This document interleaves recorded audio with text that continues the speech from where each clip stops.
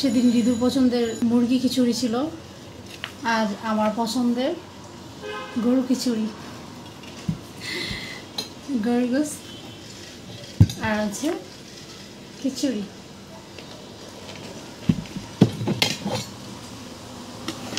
So পছন্দের খাবার রেখে এত দেরি করতে হয় না, ঝটপট খেয়ে নিতে হয়।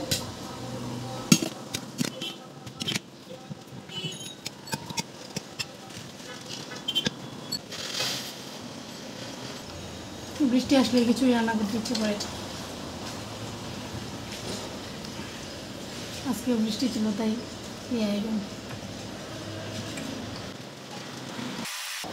বেশ ভালো লাগলো।